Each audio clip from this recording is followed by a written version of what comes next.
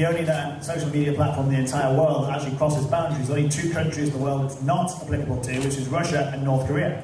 It's allowed in China. It's a different version. It's a slightly censored version. You cannot criticize the government because it will disappear within 1 second, but it still allows you to actually reach out. We have clients in Shanghai, for example, as a result of it.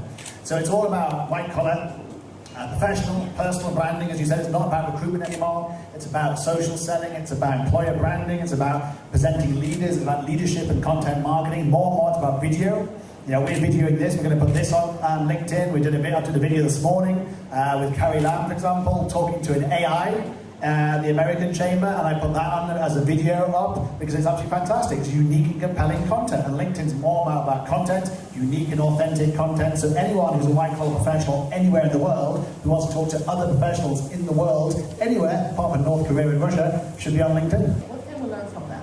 So if you look at someone in Hong Kong, for example, Rico de Blanc is the CEO of the company that owns the Ritz-Carlton here in Hong Kong, the W Hotel, the Ritz-Carlton in Shanghai. He's a master. Check out his profile because he's got authentic leadership content. He gets hundreds of thousands of views of his content. He talks personally about leadership. He talks personally about his own leadership, how he leads a company of 40,000 employees with tens of dozens of hotels across the entire region. He has a fantastic content marketing strategy, but it's authentic. It's his story about how he became a leader, how he remains at the top of his game in terms of leadership, how he mentors. He's not selling his hotels. He's basically marketing his personal brand, and by doing that, you buy into him. You buy into his leadership. You want to work for him because you know you're going to learn from him. Another one in the hotel space is Arne Sorensen of Marriott. You read his posts. He runs Marriott Starwood, the largest hotel brand in the world, but he's in America. And you read his posts, and every single post is an anti-Trump post. It's very subtle, but it's an anti-Trump post. He's basically empowering his employees and empowering his workplace to basically feed them with the content of why he should be anti-Trump and why that's good for his business. Even though he must know he's going to annoy half his base by actually doing it, his customer base. But he knows his employees, the millennials, don't buy into the Trump doctrine. Therefore, he's going out there on LinkedIn and getting tens of thousands of views for his thoughts. It all relates to his workplace. He's talking about how, for example, a customer service executive is the best one, but she's an immigrant. And then he said the best employee he has who are customer experience are immigrants. They work harder, they're faster, they're more focused, and they save jobs because they get people coming back to his hotels. And he obviously used that as an example to have a go at Trump for basically being anti-immigrant. And it's absolutely fantastic the way he does it, but it's very compelling content. So he really sets the standard of how to do it. Every time you put something out there that's authentically about you, you will get tens of thousands of views. Particularly now they have video. So I'll give you a great example. So normally weekends aren't great places to do posts on LinkedIn. Normally engagement goes down, Facebook goes up. But I put was my 10th anniversary on LinkedIn on Sunday. So I took a video on my balcony in Singapore about 10 things I'd learned about being on LinkedIn. That was a 9-minute video, so it's really pushing the boundaries, giving a maximum of 10 minutes on LinkedIn.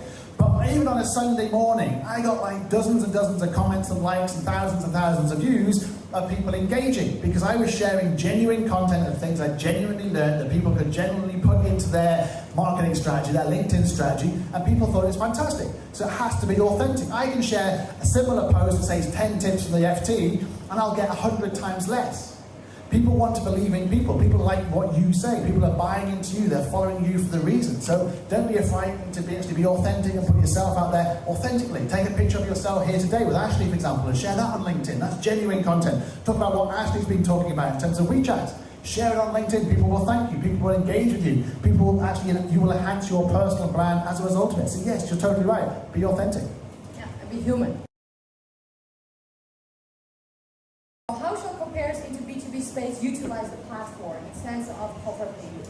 So you're right, corporate pages are really a waste of time because it's absolutely pointless trying to get people to follow corporate pages. It's good to have it there to substantiation, like having a website, but don't rely on it for engagement. A very good example is Richard Branson's got 17 million followers on LinkedIn. The top Virgin company, the top, is Virgin Atlantic with 120,000. Literally less than 1% of people bother following Virgin Atlantic that would follow Richard Branson. But Richard Branson will market all 225 Virgin brands through his powerful blogs and thought leadership. It's all about leadership. The engagement as well. If you take something like Arne Sorensen, for example, who's the CEO of Marriott Starwood, it's got about 500,000 followers, but the Marriott page has got about 2 million. But the engagement he gets is thousands and thousands and thousands. You're lucky to get 100 on the Marriott page, even though it's got more followers, because people just don't connect and don't engage with followers on company pages. They follow you. It's all about you and your personal branding. It's about you and your thoughts, about you and your videos, about you being authentic and you connecting, you sharing, you engaging. So that's why LinkedIn's so powerful. It's about leadership. It's about leaders at the top of organizations who will drive through employer branding and clients and venture capital and investments, but they're doing it through their own profile, not the company profile. Interesting, right. Now, so your own personal. Yeah. You market it through you basically market the company through you. Because people trust you, right. They don't necessarily want to follow your company. Yeah, great point, great point.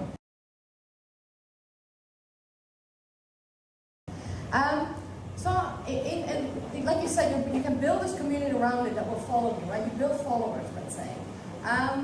Just tapping into corporate pages, whatever you post. I mean, we know Facebook, Instagram, they're overhauling the algorithm, so whatever page like you have, it basically doesn't count, because no one's going to see your content, unless you're pushing it.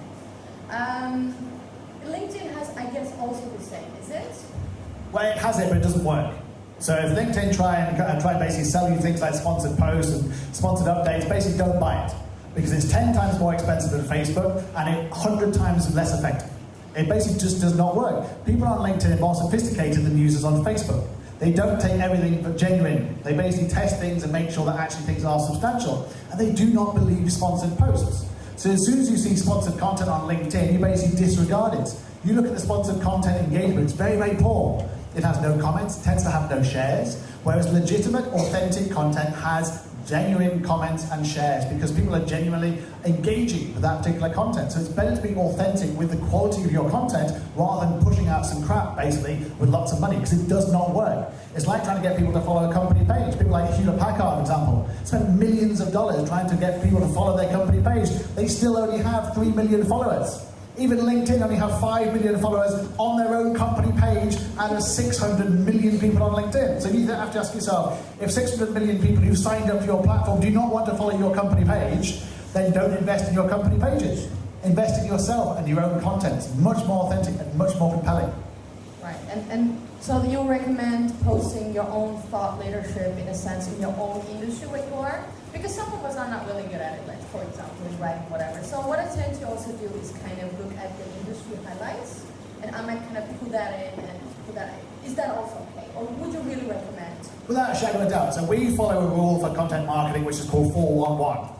And you should all do this. You should never post your own services all the time because people will unfollow, people will hide your feed, and you won't even know about it. So the way you should do it is 411 is for every hard sell post, if I started talking about LinkedIn, because we have black marketing, we do LinkedIn for CEOs across the world. But if I did that all the time, I wouldn't get engagement. So what I do is I do one post about, say, black, and then I do a post about the ecosystem, about social selling, or content marketing, or personal branding, or employer branding. And then I'll do 4 or 5 unrelated posts. My post this morning from the AmCham Smart City Summit was nothing to do with my business. It was just compelling content. It was the mayor of Pittsburgh talking about how Pittsburgh had become a smart city and why Hong Kong was being too conservative and it needed to be kind of challenging the status quo. It was the AI talking to Carrie Lam. That's got nothing to do with my business, but it's compelling, it's interesting to my followers. And then I can hit them with a hard sell post about my business, one of my 5 brands, later on. Get much more engagement as a result of it. So you really have to think through a content marketing strategy, and that means sharing original content like this, or sharing curated content which you get from, say, the South China Morning Post, or Wall Street Journal, the FT, or some marketing publication, for example, but mix it up and make it personal. Put a little comment on the top of it about what you think about things. Put a little comment about your experience. People want to know what you think. So don't underestimate your own power, your own personal brand. It is all about you.